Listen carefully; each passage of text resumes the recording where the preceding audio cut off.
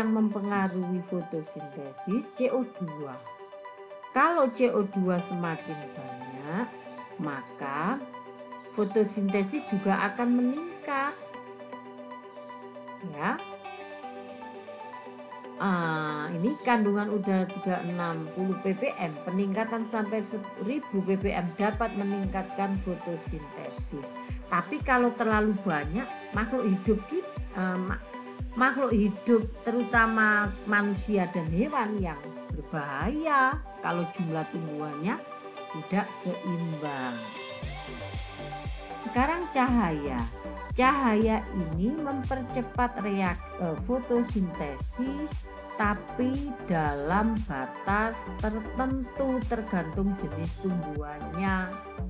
Kalau tumbuhan yang hidup di daerah suhu tinggi, otomatis tidak akan mampu. Otomatis akan mampu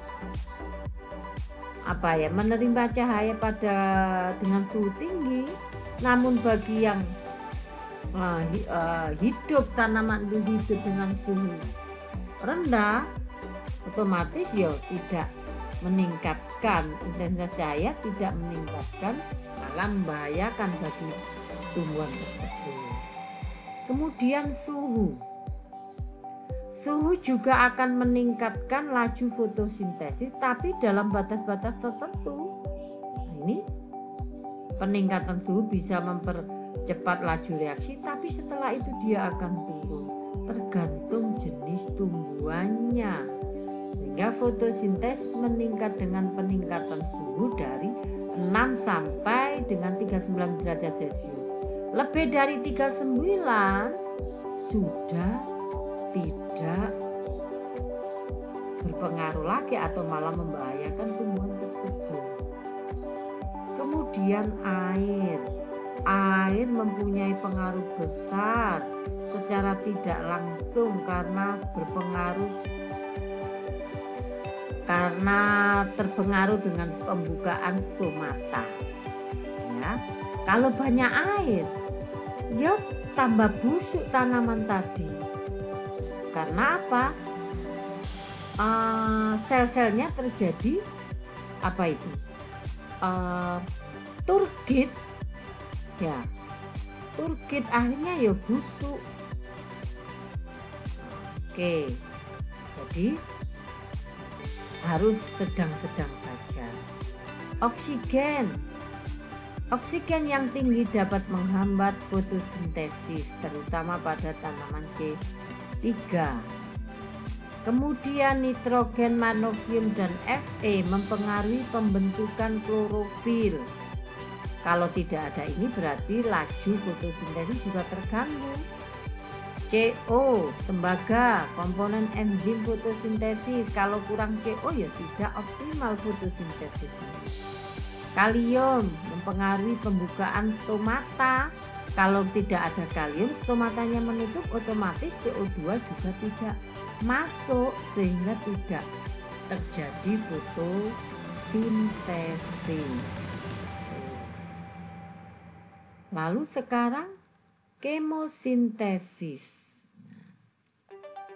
Kemosintesis adalah proses pembuatan makanan dengan bantuan energi kimia atau zat kimia. Kalau fotosintesis akibat faktor cahaya. Kalau kemosintesis zat kimia. Bagaimana prosesnya? Amonia ini kan beracun. Oleh bakteri Nitrosomonas dan Nitrosococcus digunakan untuk respirasi. Ini ada oksigennya, diubah menjadi nitrit beserta air dan energi. Ini memasak makanan ini. Lah, airnya beserta energinya digunakan untuk apa? Ini sama ini amonia, oksigen, nitrit ya. energinya digunakan untuk memecah molekul air menjadi oksigen dan hidrogen. Hidrogennya digunakan untuk berikatan dengan CO2 membentuk karbohidrat. Jadi dia bisa menyusun zat makanan berupa karbohidrat atau gula. Nah, begitu juga ini sulfida, asam sulfida dengan bakteri asam sulfur ya akan melakukan pernafasan menghasilkan sulfur sama air dan energi. Sama seperti tadi, airnya beserta energinya digunakan untuk memecah air ini. Energinya digunakan untuk memecah air untuk menjadi oksigen dan hidrogen. Hidrogennya berikatan dengan CO2, air yang membentuk karbohidrat. Senyawa anorganiknya dari apa? Bisa dari fosfat, bisa dari sulfur, bisa dari nitrogen yang membentuk senyawa ini sulfida, asam sulfida ini amonia, prosesnya ya sampai dihasilkan glukosa. Dari situ terjadi perbedaan perbandingan fotosintesis dan kemosintesis. Kalau fotosintesis sumber energinya cahaya, kalau kemo zat kimia. Pelaksananya adalah organisme berklorofil. Yang kemosintesis organisme tidak berklorofil tapi organisme fotosintetik. Ada pigmen lain semacam selain klorofil. Bahan dasarnya untuk fotosintesis CO2 dan air. Tapi kalau kemosintesis ada nitrat, ada sulfat, ada fosfat, ngambil dari senyawa-senyawa ini untuk dijadikan zat makanan. Kemudian hasilnya berupa karbohidrat, ini juga karbohidrat dan senyawa lain. Tempat berlangsungnya di kloroplas, kalau ini di pigmen semacam klorofil. Apa itu? Bakteri purpurit. Jadi membran ini biasanya bakteri ya, membran fotosintesis. Dia tidak punya klorofil tapi di membran fotosintesis yang mengandung pigmen. Sekarang apa hubungannya antara katabolisme dan anabolisme pada tubuh kita? Kalau katabolisme kan menguraikan dari senyawa besar menjadi senyawa yang kecil. Kalau anabolisme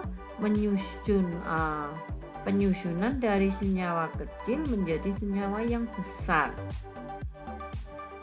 Kita bahas ini ya sekarang. Ketika tubuh kita ini kan kemarin menghasilkan energi ya. Katabolisme sampai akhirnya dihasilkan energi ya pada glikolisis. Hasilnya adalah asam pirufat, 2 ATP dan 2 NADH. Nah, kalau kita tidak butuh energi maka cukup fruktosa 1,6-fruktosa ini dipertahankan menjadi fosfogliseraldehid dan akan jalurnya akan dikembalikan ke atas dengan membentuk fruktosa 1,6-fosfat, fruktosa 1,6-difosfat, kemudian akan berubah menjadi glukosa 1,6-fosfat. Ya, disimpan di hati dalam bentuk glikogen.